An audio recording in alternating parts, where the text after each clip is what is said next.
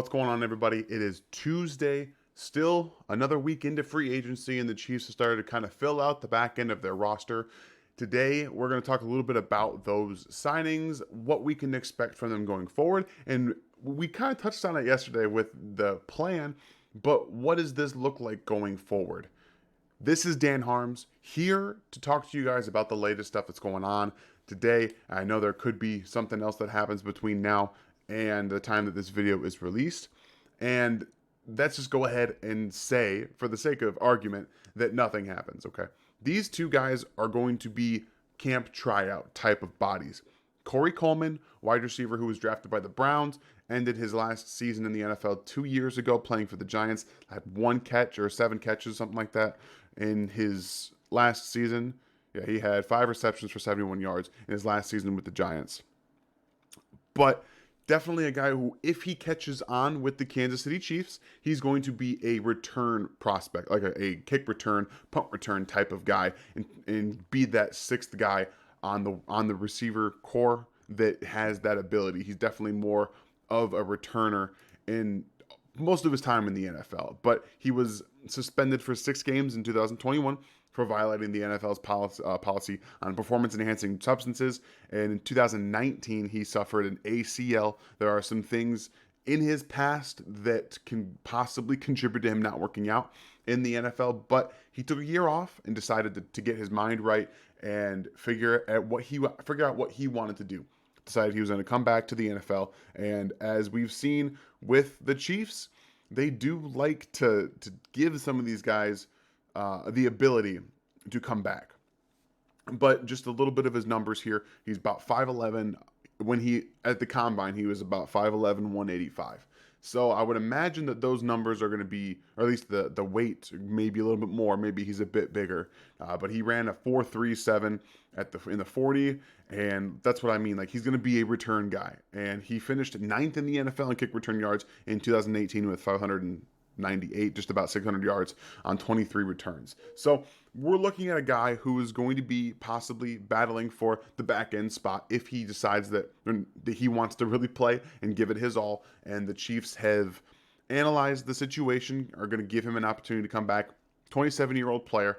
So there's obviously still upside there, but in terms of what he can contribute on the field, if he's not just a return specialist guy, really more of a deep threat. Obviously, the 4.37 is something, but 5'11", almost 6 foot in terms of his height, was coming out of Baylor, pretty much a deep field threat kind of guy. Wasn't the type of route runner you'd expect at this point in his career. So I would imagine it didn't just get better, and I would imagine you're seeing kind of what Chris Connolly did a couple years ago. That might be the role that he would play if he could get on the field and be more of a possession guy with some speed down the field. Obviously faster than Connolly, but that would be what they're looking for out of him. And then they also signed a defensive back originally from San Diego State out of college a few years ago. Already been on 3 different teams. Luke Barco. That's an awesome name, but spelled Luq is his first name. It's a pretty awesome name. Luke Barco sounds very cool. I would like to see, make a roster so you could actually hear his name and say his name quite a bit. But he was a cornerback in San Diego State a few years ago. He led the FBS with interceptions with 9 in 2019. He actually had a game where he had back-to-back interceptions against Colorado State, and they kept going at him, and they were just trying to test this good dude. And he said, "No, I don't want any part of this. I'm just going to keep intercepting you." And that's the kind of mentality I think that the Chiefs are looking for at corner, a guy that is not going to give up. I think that that's one of the reasons that Rashad Fenton has stuck around as long as he has. He has a dog mentality. He's a guy who, even if he gets beat, he's going to do what he does. And I think that we've seen that to this point. Go back and watch the tape against Jamar Chase, where he's like, "I'm going to do me. I'm going to keep doing what I do." Even though some of those calls were ticky-tacky at best, I think that he does what he does. So Luke Barco, a guy who's going to have some intrigue, I think, to possibly make this roster, with corner being a very specific need that they have this offseason. Didn't play a whole lot in his time in the NFL so far. Been on 3 different teams, like I mentioned, Jacksonville Jaguars, Arizona Cardinals, and the 49ers. So this is going to be another one of those like tryout type guys. You can maybe be a special teams guy at the bottom of the roster with possible upside to play and maybe have some, football turnover. That's what you're really looking for, is trying to get some turnovers, guys that have upside, younger players that could possibly work out, like Travarius Ward. Like, they took a chance on him a few years ago, trading for him, UDFA, a guy that they weren't going to keep on the roster with an offensive lineman. They traded for him, and it ended up working out for him. So that's what they're doing here. They're trying to find a guy that can come in and be productive and still have maybe a chance to make a roster, give you some depth at a position where they really do need it. Just a few corners they have right now. I think it's still just L'Jarius Sneed, DeAndre Baker, and Rashad Fenton, and then Boodle, I think, as well. So there are some young options now for the Chiefs at corner. They desperately need either a veteran corner, or they need to really hammer down in the draft what they're going to do in terms of top 100 picks. Maybe two of them go to a corner. If they don't get a veteran in Kansas City this season, I would expect multiple corners, especially high in this draft, going for them. And that's really what they have to do. They have to hone in on that defensive side.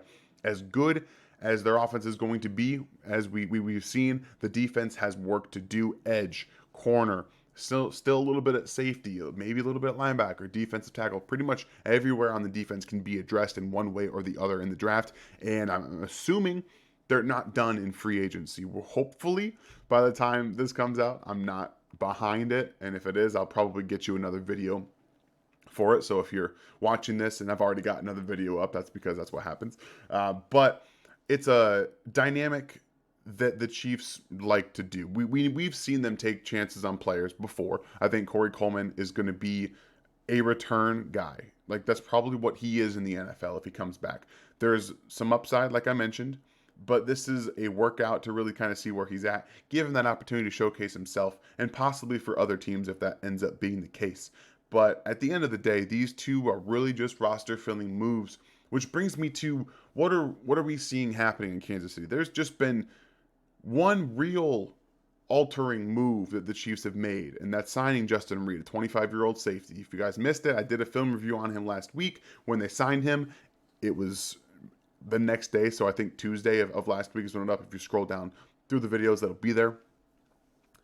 He's a guy who can help this defense quite a bit, especially without Tyrann Mathieu. We don't know if he's coming back or not. At this point, the longer that he stays in free agency, I think the more likely it is that he comes back. And Ryan talked about it last night. Does that create a dynamic with leadership issues? Is he going to be just a third down player, just a dime player? It's very possible. Could they have a 3 safety rotation where, even though they paid Justin Reid, a good amount of money, could they have him be a part-time player in terms of having a solid 3-man rotation? Maybe. It's definitely possible. Or do maybe they feel like Juan Thornhill isn't going to be what he was his rookie year? He's kind of been on that downturn in terms of coming back from his injury, and we still haven't seen him get back to that point. So I'm hoping he does. We all kind of, I think, are hoping that he does. I imagine the Chiefs are. They put some draft capital into him as a second-round pick. So there's that area. I think that there's always a possibility that Mathieu comes back. I think there's still a pretty strong possibility that they're going to see Melvin Ingram on this roster again, and that's really what that comes down to for me, is developing those young guys that they have. Joshua Kando, Malik Herring, Mike Dana is what he is at this point, and maybe drafting another top 100 player at edge to really go along with that group. But we talk about the defense moving on a whole lot. The addition of Juju Smith-Schuster when we say, it moves the needle, does it really move the needle in terms of what he offers? Yes, in a sense. He's a guy you can trust to get open, play in the slot, play on the outside. He doesn't have to be pegged into a role, but he's going to play most of his reps probably in the slot / Z area, maybe even more on the X. I don't really know what his true position is going to be on this roster in terms of wide receiver reps, but we know that Andy Reid loves to move his wide receivers around. It's a complicated offense, so it might take him a little time to get up to speed, but I think the biggest ideal spot for this offense is now you have the offensive line. Hopefully you figure out right tackle. If the Chiefs think it's Lucas Niang and a combination of him and possibly Andrew Wiley, then okay. That's what they do. Maybe they draft a guy on day 3 as a developmental tackle, but right now I'm pretty confident that they're going into 2022 with Lucas Niang and slash Andrew Wiley as their starter. That's what we're going to see, and I believe towards the end of the season there, it worked out pretty well for them. So they're probably rather comfortable with that. I know a lot of fans likely aren't, and I understand that area, but it's going to be the same with the running back position. I know that a lot of fans don't want Clyde Edwards-Helaire on the roster, but you're going to see him the next 2 years. I almost guarantee it.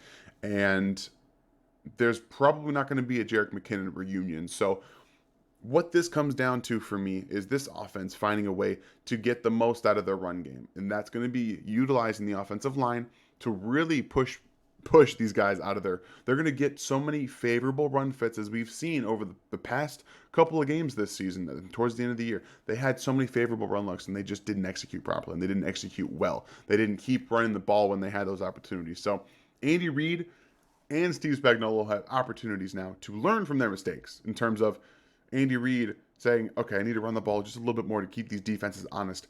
And Steve Spagnuolo saying, I have a Melvin Ingram player who is different than anything else I had on this roster, and he's more speed and speed to power. They need to find that balance. This offseason is more about the Chiefs finding balance and specifically their coaching staff finding that balance to ride the rest of this out. Learn from what happened last year. 2018 is gone. The time of 2018 is done unless they figure out how to get these defenses, not figure out, execute and force these defenses into positions where they can't just sit back and throw the football. This is going to be what it comes down to, just dink and dunk offenses that frustrate Patrick Mahomes and frustrate the coaching staff and really just frustrate the whole offense. So Juju Smith-Schuster, I know that was a little bit of a tangent there. Juju brings multi-versatile position in terms of the wide receiver. He's going to be a guy, I think, that gets in with Patrick early and he gets a chemistry where he can be an outlet on third down. We saw Byron Pringle kind of take a little bit of that stress away last year, and now he's a Chicago Bear. They have to find somebody else now that can be a third down weapon for Patrick. You can't just be Tyreek Hill and Travis Kelce. You have to go somewhere else. There's two guys that are going to be that, in my opinion. It's going to be Clyde and it's going to be Juju. Those two guys have to get with Patrick this offseason. They have to get chemistry down. If you can start to execute on third down with the guys that aren't Tyreek Hill and Travis Kelce, this offense really has the ability to explode. And addressing some areas, maybe at right tackle, I think that they will add another running back maybe on day 3 in one of those 3 seventh round picks they have in terms of a speed guy to complement Clyde. But right now it appears they're pretty comfortable with him taking the reins. Darrell Williams is not back as to this point. He always could be. That's definitely a possibility.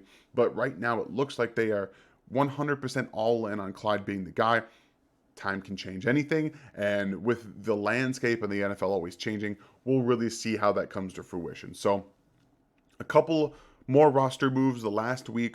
We will continue to keep you guys updated as the landscape of the Chiefs going forward does shift. Tomorrow I will have another draft pick film review for you. And I tell you right now, as we get closer and Ryan and I keep ramping up this draft guide, you're going to want to see all of these guys that I'm looking at for the Chiefs possibly in round 1. And we're not going to spend a whole lot of time on film reviews for guys in the second and third. We'll save those for after the draft, but I want to get through guys that really could be there for Kansas City at 30 as far as we know that them taking that pick. That can still, again, always change, as we know Brett Veach in the front office really like to take those late round firsts with a little bit of liberty and try to get a proven player, probably a young proven player. So again, always changing. Anything can happen. You guys let me know in the comment section who you want to see next week for a prospect review. Okay, next week we're going to do another film review. We could also possibly do, how about this?